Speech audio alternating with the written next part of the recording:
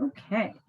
Next up, I would like to introduce the next presentation, State Revenue Agency GIS applications, with David Salzer, Patrick Santoso, and Nancy von Meyer. Let's see.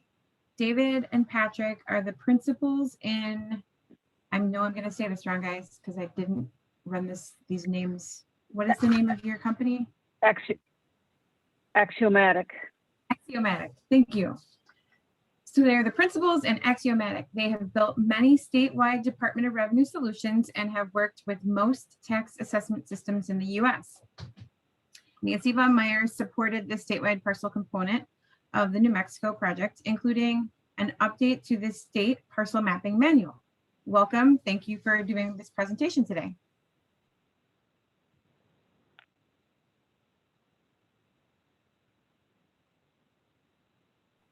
Can everyone hear me all right? Much like the PLSS was a statewide goal to be achieved, this statewide parcel data that Wisconsin has done is fantastic. And we've got a great history of getting it going. I brag on my Badgers all the time. You guys are doing great.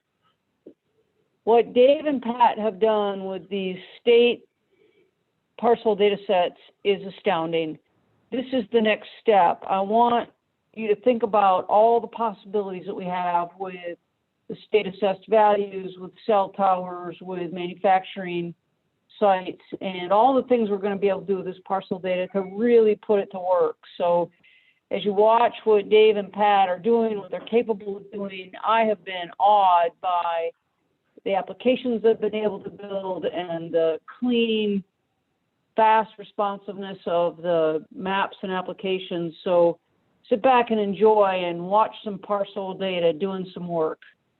Dave? Thanks, Nancy.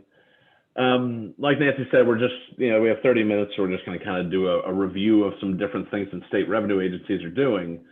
And Patrick and I both come from an engineering mapping background, and we originally worked in the state of New Hampshire to attempt to build their statewide parcel map. And the client who we found out wanted to do it was the Department of Revenue, and they had a whole slew of their own business processes that they need to do as well. So we come from it from an angle of property taxation, and in many states that really what drives data collection and other things. So probably not often thought about agency within the state with respect to mapping is the State Department of Revenue, or its equivalent, depending on what state you're in. But I thought we would kind of give you an overview of what states do with this data and what some specific examples in New Mexico and New Hampshire. So property tax is something we're all burdened with. It accounts for about $585 billion. That was in 2018. And roughly 3% of the annual income of a household. Wisconsin is a little higher. It's 47th in effective property tax rate. And 47th isn't good. That's not where you want to be in effective property tax rate. Don't worry, I live in New Hampshire, which is right along there. I think we're 48th or 49th. But the average single family home's tax bill is about $3,500 a year. So property tax is a big thing, and it drives a lot of business around the country. And there's a cycle that everyone goes through. It doesn't matter if you're in Wisconsin or Florida, or wherever you are, there's a local property tax cycle that's constantly churning of valuation, billing, collections, and distribution. And what's not often thought about is what's happening at the state. The state is doing a lot of oversight on this process to make sure that there's a fair and equitable tax system. And so they're doing things like doing ratio studies and looking at sale properties. They're doing equalization, which may be related to statewide education taxes. They're doing certifications of abstracts and levies. They're managing tax increment finance districts, centrally assessed properties, which would be some of your largest, airlines, railroads, manufacturing facilities in Wisconsin, utility valuation. Statewide CAM and GIS is becoming a bigger thing for this group of people in state revenue agencies and their oversight processes, and that's where we're going to cross into our presentation today. So they're doing all these things, and in almost every state, this activity is happening. There are a few states that aren't doing things just because it's not in their laws. So Hawaii and Delaware in particular have no state oversight processes. In almost every other state, you have at the Department of Revenue or some equivalent agency, a property tax oversight group. And they're doing lots of different things. Many of them are ubiquitous across the country, but some vary. Like I said before, in Wisconsin, you have the Department of Revenue valuing manufacturing facilities. And that's not uncommon. You see that with utility property in most states. These are complex properties to value, and it takes specialized knowledge. And so frequently it's done by the state. We see a lot of things that they're involved in, like exemptions. You know, whether it's veterans exemption, homestead exemptions, disabled exemptions, and making sure that those programs are being administered fairly, because people do cheat in those programs, believe it or not. So there are a lot of things the state revenue agencies are doing. And when we started speaking with state revenue agencies, we realized that their world is a little disjointed, because we like to say the property tax department is the redheaded stepchild of the Department of Revenue. They don't generate revenue, they don't process income tax returns or sales tax. I mean, the Department of Revenue is essentially a small version of the IRS. And so the state revenue agencies always kind of sit separately with respect to property tax, because they look at everything from a property-based point of view, as where the rest of the Department of Revenue looks at everything from a person-based point of view. So what we found is that there's a huge crossover in those two items, and that in understanding information about taxpayers, knowing what they own is very important. But also we realized that these state revenue agencies overseeing property tax have an immense need for aggregated parcel and assessment data to drive a lot of different processes. So at its most basic level, it's having a statewide parcel map. So a statewide parcel map with related assessment attributes. And that's one of those things that I'm always hyper focused on, is we maintain the attribution of the assessments separately from the parcels, because there's a many-to-one relationship that exists there that we try to be consistent with. But it's important to have aggregated information to understand final values, so values that are being taxed against, and also things like land use. This is an example from New Hampshire. We're showing an abbreviated list here. They collect about 30 attributes per parcel per year. So then it's taking that data to the next level, and we're going to look at a bunch of different applications in a minute or two. So they're doing, for example, sales ratio study analysis. So previously, these revenue agencies are running huge statistical analyses about sales without looking at the geographic components behind them. And this has become much bigger in county government to start using geospatial elements in their reviews, but the state was somewhat behind in that. And it's very important when you're looking at things like sales ratios to understand if you have a bimodal ratio where one area of town may be performing above or below what the rest of the jurisdiction is. So it's important to have that geospatial view. So this is looking at, heat map and location of sales. A lot of it is just looking at being able to produce themed layers like parcels by value, by use. Looking at centrally assessed data. So we're going to look at, in New Mexico, some proprietary information that they're buying from a third party that they've commingled with their data, and how they're using that to help value large oil and gas producers. Another big item is valuation dashboards. And this is not so much for the business users in the trenches, but more for the administrators, legislators, and other people that need to get access to aggregated data. In New Mexico specifically, their state economists use the data to help during their legislative session to understand what the impact of proposed tax bills will be. So what we see here is just a sample of a valuation oversight dashboard. This is one focused more on real property and looking at changes in value. And like I said, we'll jump into specific case studies, but departments of revenue have a huge need for this information, and that the information will drive not only what they're doing for property tax oversight, but things that are happening on the other side of the building, whether that's audit and collections, timber and gravel harvest taxes, yield taxes. So there are a lot of different areas where the data comes up. But I thought we'd specifically talk about today two case studies. One is the New Mexico Taxation and Revenue Department, and the other is the New Hampshire Department of Revenue Administration. So we'll start with New Mexico. And like Nancy said, she was an integral part of helping them build their first statewide parcel map. So they have now 2 years of parcel data that they've constructed. They have 33 counties in New Mexico. Their property tax division has 3 bureaus. Delinquent property tax. If your taxes are due more than 2.5 years to the county, overdue, excuse me, the state has the right to auction your property off. The property tax division does that for the counties, generates roughly $2.5 to $3 million a year in revenue. The Appraisal Bureau, they do what we would call traditional property tax oversight. They're doing ratio studies, county evaluations, dealing with county valuation problems, and sitting on protest boards. Then we have the Centrally Assessed Property Tax Bureau, and they're responsible for valuing billions of dollars of property tax with the largest filers.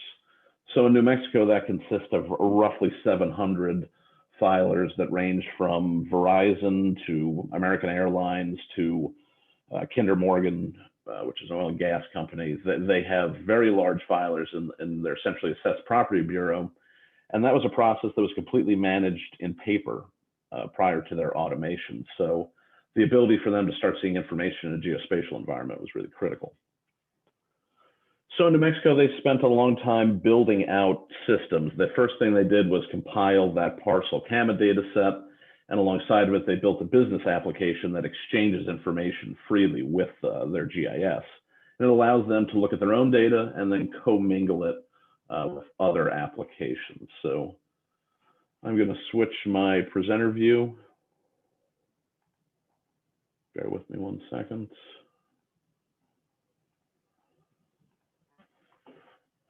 So everyone should be able to see a map on my screen here. This is their basic parcel viewer in New Mexico.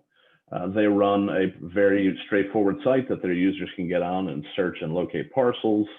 They search through assessment data on the left side, whether it's by location, value, account numbers, etc. So pretty standard stuff. One of the things that we were focused on was building them derivative information as well. So we'll zoom into Albuquerque, which is the largest in Bernalillo County, which is the largest county in the state. So one of the things we wanted to do was provide them with business information as well in this environment that's associated with parcels. So for example, we can look at delinquent case points. So everywhere you see a red pinpoint is a parcel that is subject to being auctioned by the state. So the state has the collection rights to sell that property if they choose to. We wanted to give them, from a valuation perspective, a way to look at data as well. They only have 2 classification codes in New Mexico. They look at res and non-res property. So we developed, just first off at high levels, heat mapping. Where are the values? And we started to develop derivative heat maps that look at change year over year. So show me a heat map of, there we see residential property. So we can see where the high and low value residential property is. But we could be looking at res percent change even. So as part of the year over year process, we're tracking values, tracking information, and doing that change detection. So you can see the residential percent change is very consistent, and it should be because there's a 3% assessment increase cap in New Mexico. So at a root level, we want to start building derivative data sets. As we get down to the parcel level, obviously it looks like a generic statewide parcel map. It'll turn on, show parcel ID numbers. Anywhere where you see that kind of light green fill is a delinquent parcel. If you click on it, it will say there's the CAMA record, and that's going to say it's also a delinquent record and how much they owe. So that person owes $5,000. Then we look at things like who's got exemptions. What are those exemptions for? So they have a head of household or a homestead exemption in New Mexico. We look at things like gross taxable value change percent. So like I said before, there's a 3% cap on gross taxable value increase unless your property sells or there's some net new, building permit, new construction, et cetera. So this is another important tool to be able to look actually geospatially and say, where are the percent values changing and how consistent are they with that percent value change? So for us in New Mexico, it wasn't about just assembling the data, it was building the infrastructure so that they could start using it to actually do things that drove their business beyond just having parcel boundaries.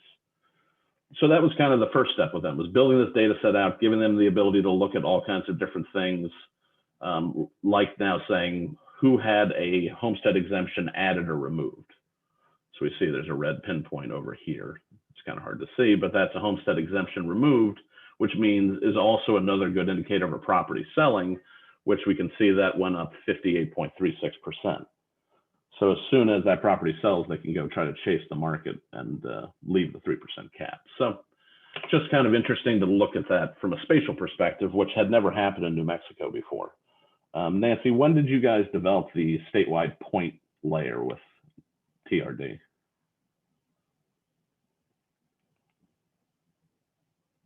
Are you out there, Nancy?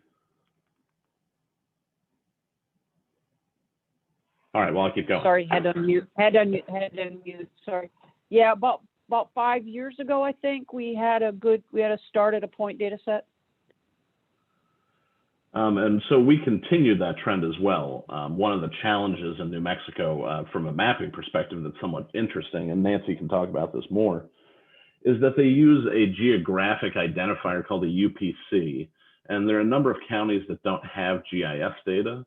So we actually had to use those UPCs to geocode little points, or they're small, very small polygons that represent the parcels. I'm just trying to remember off the top of my head which counties have them.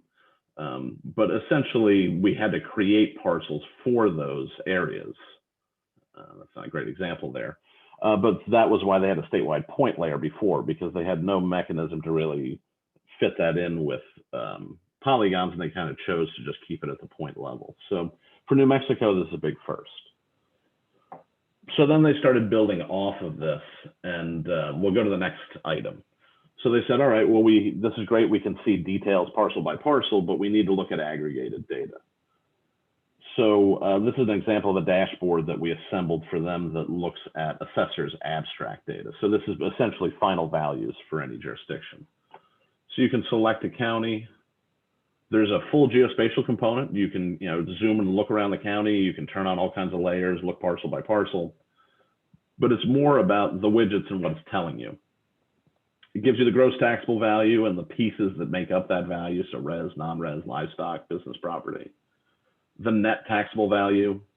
It gives you breakdowns of the amount and number of exemptions that they have by different categories.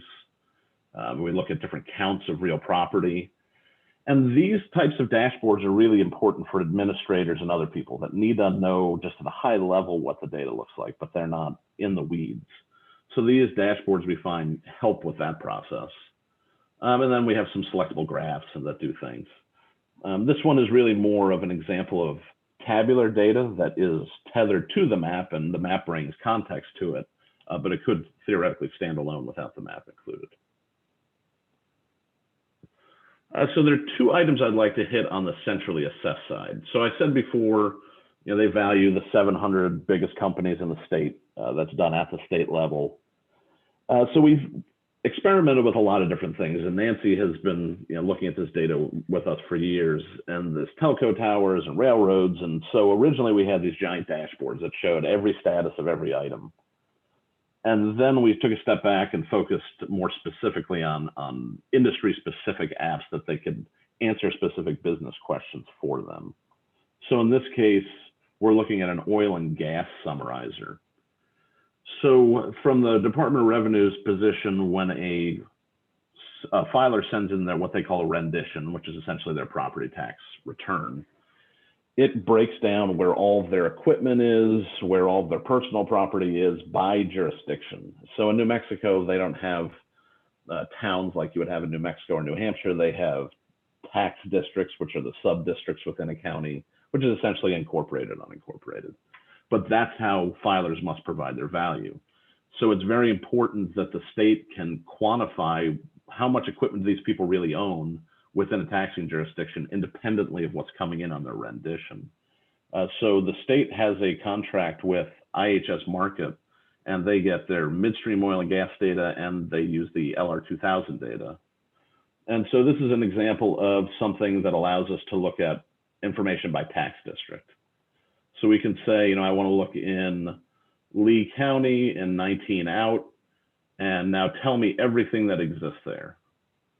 And what the system is going to do is say, here's a summary of everything that's going on. Here are the number of compressor stations, because each compressor station is a high value item. Here are the pipeline segments themselves listed by owner. We also have a breakdown on a graph that shows us material. And as we hover over each slice of that pie, it's going to show us the material that's being moved through it. And we also have a breakdown by owner. So we can look at all the different owners operating within this district. So we don't think of pipelines much with Wisconsin, but we know it's riddled with pipelines, and this combining this IHS data, even with the Wisconsin parcel data, regardless of whether we tax it centrally or not, would be an intriguing value add, I think. So then we started to enrich the data, and we said, well, we also want to understand who is holding the parcels that these pipelines are traveling across. Because if a pipeline is traveling across private land, there could be a lease there, and the local assessor should be aware of that lease because it generates income for the parcel. So as we start to get down to the ground here, and I can blow up the map portion, we're looking at a combination of now their enriched parcel data and the LR 2000 data from IHS Market, which is showing us federal oil and gas lease. So in this teal color, we see state leases, and the blue, we see federal leases. The lease owner's name is showing. The other thing that we're doing here is basically joining all this information with the parcels that they're crossing, so we can see who owns those parcels. And it's important, if they're owned, like this one, by the El Paso Natural Gas Company, that parcel is being taxed and shown on the rendition that they're sending to the state, because they should be paying property tax to the state, or excuse me, levied by the state, paid to the county. So it allows them to kind of get quick summaries and snapshots, whether it's by a tax district or by a pipeline owner or operator. You know, that becomes a very important thing for them to understand who owns the pipelines and where they operate. So if I was looking at, say, DCP Midstream, which is a fairly large operation, that's DCP Midstream's network in New Mexico. It spans all these different tax districts. So the idea is that you can run a filer when they submit their rendition and immediately know if they're filing in the right districts or not, because you can check it against the information they have from a third party. I want to get to the New Hampshire case study, so I'm just going to throw one more up there. This is the same data, just kind of twisted a different way. This is focused more for when they have protests with these companies. So the state produces their value, and then the companies say, you know, I protest, or I'm appealing this value. And one of the big things they fight about is capacity and obsolescence. So it's important for, I'll pick Berkshire Hathaway, to look at the capacity of their pipelines to get an idea of the maximum amount of material that they could be moving as they make those obsolescence arguments. So if I could have showed you a dashboard from a year ago, it would have showed you every mile of railroad track, every cell phone tower, you know, too much stuff. And what we started to do is just back it up and focus on specific tasks, which are, this app is good when they're in protest and they're trying to gauge an oil and gas company's capacity, and the summarizer is something that they're using as renditions come in to verify that filers are at least providing information correctly at the most basic level, which is where do they exist. So I'll jump over quickly, and I'll just move my PowerPoint over to New Hampshire. So a totally different state, couldn't be much different from New Mexico. They are fairly straightforward with what they do. There are no taxes in New Hampshire. For those of you who are familiar with the state, we have no we have no income tax or sales tax. So property tax drives everything. So property tax oversight is very important. They're focused on ratio studies and valuation oversight. They also have a lot of uses going on in audit and collections, specifically understanding people's ownership associations.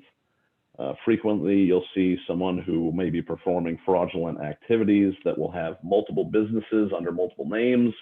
If they own property, they will always have the bill sent to the same place. So we start using that assessment data and the mailing address data to start unraveling people's associations with their businesses. The state's indicated to us that they've recouped millions of dollars based on the data they've been able to pull out of that. So there's a lot of value that isn't always thought about to a state or any government with respect to this data. So in New Hampshire, they're pretty mature with this. They are in their 11th version of their statewide parcel data set. They have a fairly complex tracking mechanism. So I can pull up some New Hampshire apps. This is one of their valuation oversight applications. So one of the things they're trying to do there is get an idea year over year what people are doing with respect to values and how values are changing. In New Hampshire, they're being measured against market very closely, and the market's moving very quickly now. So there are a lot of towns that are chasing the market to stay in compliance. So in this case, I could pick a town. And in New Hampshire, we assemble 236 separate taxing jurisdictions each year. So New Hampshire, unlike New Mexico, is completely town-based. They do have 10 counties in New Hampshire, but they don't really represent much at a government level. Each town is independent in their own taxing jurisdiction. So I'm going to pick the town of Bow. We do that. We see our widgets update. It kind of gives us a breakdown. We get a heat map that shows us the valuation change across Bow. We can look at their total assessed value. We can start looking by class. So we can say, just show me single family homes. And then when we drive into that parcel level, once again, we see valuation change. So this is the percent change in value. So Bow went through a reval this year. So that's why you're seeing such drastic changes. Once again, these are the percent changes they're making within a 4-year window to catch the market. So you see the average percentage is quite high. We're also tracking their average assessed value and which direction that's moving, and then the top 50 parcels by change. They do a lot in their basic parcel viewer looking at sales data. I'm going to zoom in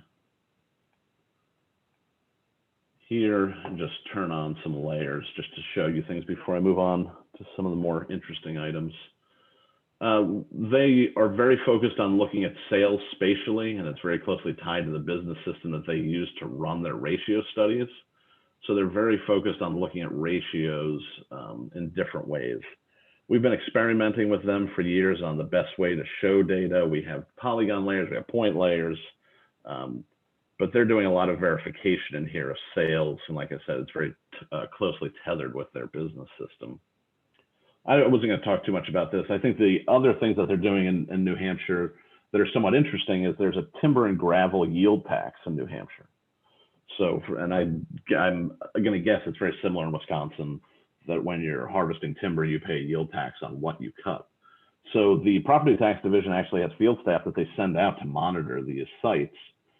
So we're looking at a desktop version of the app that also runs on Collector for them. And what they're able to do is use the parcel information and the geolocation tools to tell them where they are when they're out deep in the field. And I'm just going to zoom to a somewhat wilderness area. And it allows them to understand, first of all, a high contrast map with high contrast parcel lines that turn on at a very high elevation, because they're looking at large parcels and they want to be able to see pretty quickly who the owners are even. So you'll notice at a much higher elevation, we have names and IDs showing. So they do different things. They're number one, they're mapping polygon features to indicate timber harvest. So they'll go out and actually either map or walk the area and turn the tracking feature on Collector and create polygons that show different harvest areas. So they have issues with people harvesting across multiple parcels or places they're not supposed to be. And then they also have a point feature, which they use to mark violations. So if someone is doing something they're not supposed to be doing, they're violating a watershed, there are all kinds of different rules. They can map that data as well. And they just coordinated with the forest rangers. So the forest rangers are using the same application so they can all work together and aggregate data. So that's kind of certainly something that people probably wouldn't think of as a Department of Revenue activity, but that's actually, they have forest rangers going out in the field and doing this work. And it's actually a big revenue source for the towns because they collect tax off that yield. I know I'm probably running a little short on time here, so I thought I'd hit one more item. This is related to collections. This is one of the few things they let us show. Most of the stuff they do in audit, they don't talk about with us or let us talk about when they do. But they have a meals and rooms tax in New Hampshire. So prepared meals like at a restaurant or hot food that you would buy at a supermarket, and hotel rooms have a special tax that gets levied. And that information just existed prior to this in a database. It was flat. And we geocoded it, enriched it against the parcels, and provided them with a meals and rooms viewer. They can search through their information. And one of the big things that they need to do is understand when they're out there doing different collections, what other businesses they can be looking at. So we do a little point clustering here, but once we get down actually to the street level, we start to see all the different places that have active meals and rooms licenses. And this is one of the interesting things. We use our own internal geocoder that uses parcels and road centerline files. So you can see that some of these points actually fall outside of their parcels, but it allows them to use the information to understand what other people they should be visiting or doing audits on. And they'll do things like walk in, just buy something. Did the cash register get closed when they made the purchase? They'll look and see people who have untaxed cigarette stamps. So they're going into these businesses not only as a Department of Revenue person, but sometimes just in plain clothes, not indicating who they are to determine if these businesses are complying with the tax laws as they're supposed to. So that's a very quick snapshot of kind of what's happening, in 2 different states with respect to GIS and parcel data. Nance, I don't know if you had anything you wanted to add on top of this. Well, I mean, it always amazes me what we can do with parcel data when you start putting it to work like this, and how many applications it can be used for. I mean, these are all revenue generating applications, which is, really interesting, right? I mean, going forward, this is going to be something they're going to want to stay on top of, but pretty neat stuff. I don't know what Wisconsin has in mind in terms of working with the Wisconsin Department of Revenue. I know I miss Hugh Harper at these moments because he was always my Wisconsin Department of Revenue connection. But as you guys are talking to the Department of Revenue, I think these are some applications that we could begin to start sharing with them to show them how valuable our parcel data is to them. Everything a property tax division is doing is location based. So, all these activities ultimately tie back to a parcel. And that's what we try to shift them towards.